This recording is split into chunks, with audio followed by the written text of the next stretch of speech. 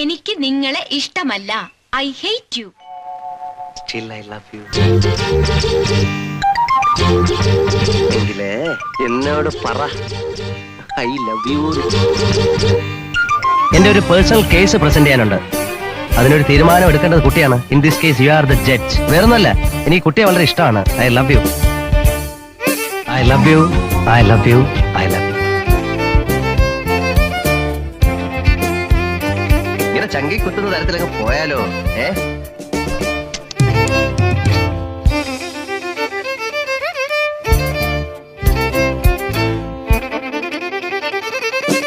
Yes, I'm mad with love. I love you, Gada. I love you, Anita.